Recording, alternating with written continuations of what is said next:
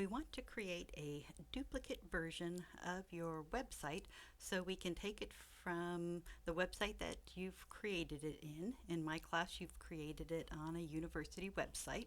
We want to duplicate it so you could then install it at your own domain that you've purchased. Now for my students, I've already installed Duplicator Pro plug-in for you. You can see that it's there, it has a license, and it's already installed. What we're going to do is we're going to navigate to the bottom of this left-hand menu where it says Duplicator Pro. I'm going to click that and it gives me some options here, and essentially I'm going to do a backup. So here you can see I already have one backup. I'm going to click on Add New. And it has this default name format in which it says the year, the month, the day, and then the title of this website automatically. I'm just going to leave it like that. I have no reason that I'm going to change that. It's going to scan the site and make sure that everything's okay. And here it's going to tell me that everything is good. And so sometimes you might get a notice, and if you click on it and if it says like warning, if it tells you that you have a lot of files, that they're big files, don't worry about it. Just go ahead and say, yeah, that's fine.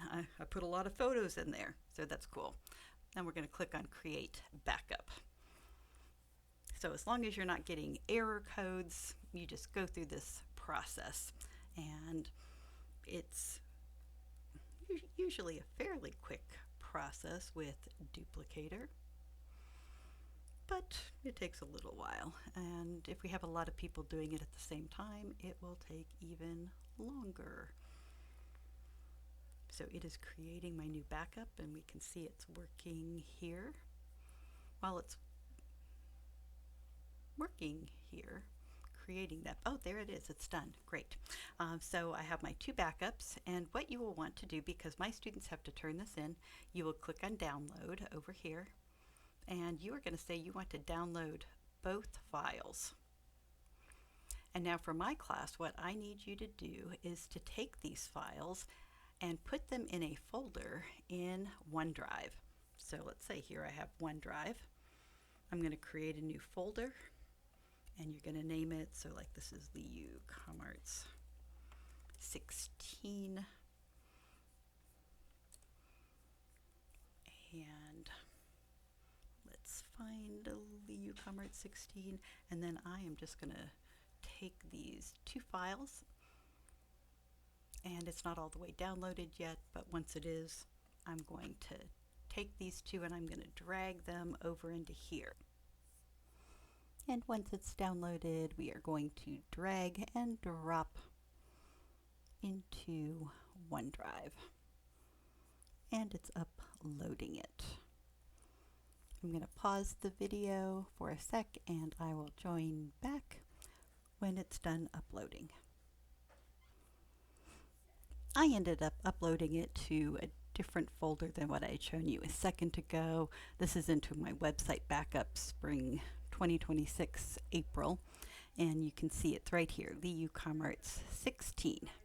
What I would do now is I am going to want to share this link if I were a student, because you want to share it in Moodle with your professor. And we're going to go to link settings because you want anyone who has the link to be able to share it.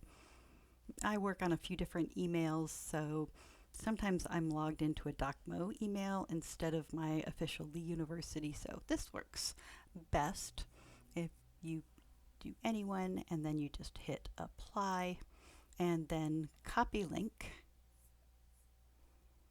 Then we're going to go into Moodle,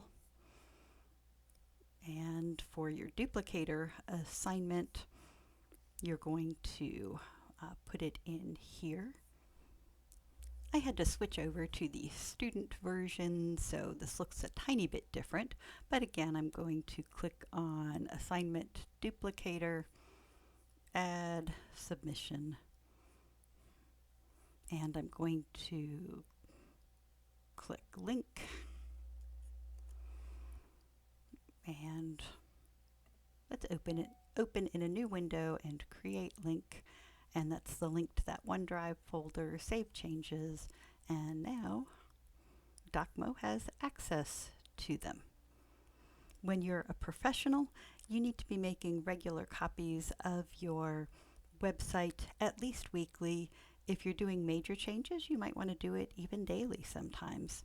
It's very helpful, not only if you are going to put your site in a new location, a new domain, but it's also helpful if you have any type of malware activity or viruses that get in and create problems, and you think, oh no, whatever happened yesterday was catastrophic to my site. I need to go back to my copy from 3 days ago. And if you have saved regular copies, you can do that easily.